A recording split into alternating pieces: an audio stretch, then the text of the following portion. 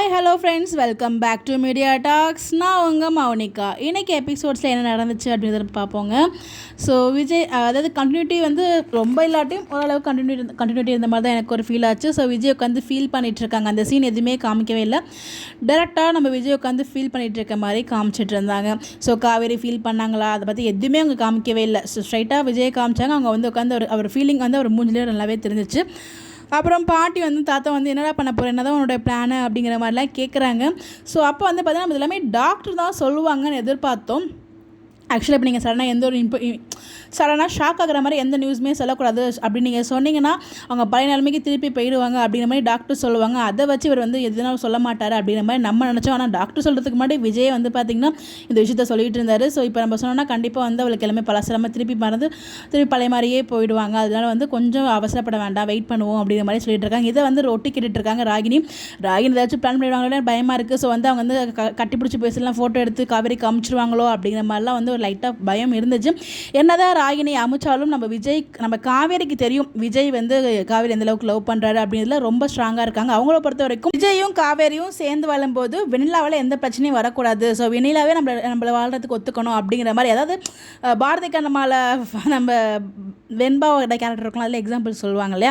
So அந்த மாதிரி அவங்க எந்த பிரச்சனையும் இல்லாமல் ரெண்டு பேரும் சந்தோஷமாக வாழணும். இந்த டிசிஷன் எடுக்கிறதுக்கு நான் அவருக்கு தடையிடக்கூடாது, நாங்கள் இருந்தால் அவர் வந்து ஃபீல் பண்ணுவார் இல்லையா.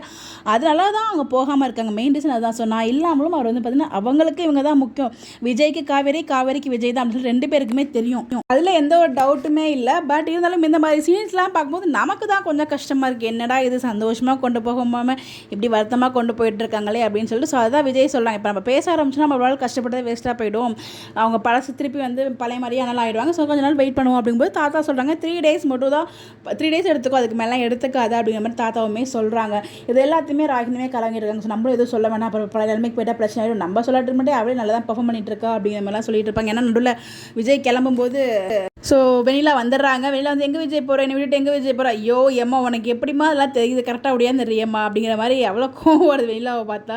விஜய் எவ்வளோ சமாளிக்க பார்க்குறாரு. விஜய் வந்து கோவப்படாமல் பொறுமையாகவே சமாளிக்கணும்னு நினச்சிட்டு இருக்காரு. பட் அவரோட இடத்துல நம்ம யோசிச்சு பார்க்கணும். நம்ம தனியாக பேசுவோம், அவங்க வந்து பேசிகிட்டு இருக்காங்க. பட் அதில் விஜய் வந்து பார்த்தீங்கன்னா எப்படியோ சமாளித்து அங்கேருந்து கிளம்பிடுறாங்க. இங்கே வந்து பார்த்தீங்கன்னா ஆரதாமா ஏன் தான் இப்படி இருக்காங்கன்னு தெரியலங்க. அவங்க வார்த்தையாலே கொள்றாங்க பாவம் காவேரியை. ஸோ அவங்க உடம்பு சரியாமல் இருக்கும்போது வந்து பார்த்தீங்கன்னா அவங்க வேலை பாருன்னு சொல்லி அவ்வளோ டார்ச்சர் பண்ணிகிட்டு இருக்காங்க. அப்புறம் போய் கோமாவே போய் ரெஸ்ட் எடு அப்படிங்கிற மாதிரியும் சொல்லிட்டு இருக்காங்க. ஒரு பாசமே இல்லை. அவங்க பண்ணது தப்பு தான் இருந்தாலும் அது ஏன் பண்ணாங்க, அவங்க ஃபேமிலியில் ஒருத்தவங்களுக்காக தானே பண்ணாங்க, அது எதுவுமே யோசிக்க மாட்டுறாங்க. இந்த தப்புக்கெல்லாம் காரணம் குமரன். அவ்வளோ பெருசாக இல்லாமல் தூங்கி தாங்கிட்டு இருக்காங்க. ஆனால் காவேரி இவ்வளோ கொடுமைப்படுத்திட்டு இருக்காங்க. அன்றைக்குமே ரொம்ப வருத்தமாக இருக்குது. ஸோ காவேரி ரூமில் போய் உட்காந்துட்டு அந்த பாப்பா என் வயிற்றுக்குள்ளே இப்படி ஒரு பாப்பாவா, எனக்கே எப்படி என் வயிற்றுக்குள்ளே வந்து அப்படிங்கிற மாதிரி வந்து பாப்பா கூட கான்வர்சேஷன் வச்சுருப்பாங்க இல்லையா.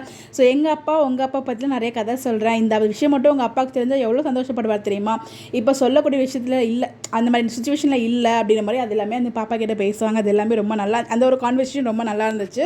விஜய் வந்து பார்த்தீங்கன்னா காவேரி கிட்ட எப்படியாவது பேசணும்னு சொல்லி ட்ரை பண்ணிட்டு இருக்காரு. அவரோட முயற்சிகள் எல்லாமே வீண் போயிட்டு தான் இருந்துச்சு. ஸோ நாளை ப்ரிவியூவில் வந்து பார்த்தீங்கன்னா மாமி கிட்ட போயிட்டு எப்படியாவது கூட்டுவாங்க, மாமின்னு அடம் பிடிச்சி கூட்டுற சொல்லுவாங்க போல். மாமியுமே வந்து பார்த்தீங்கன்னா காவேரி வந்து கூப்பிட்றாங்க.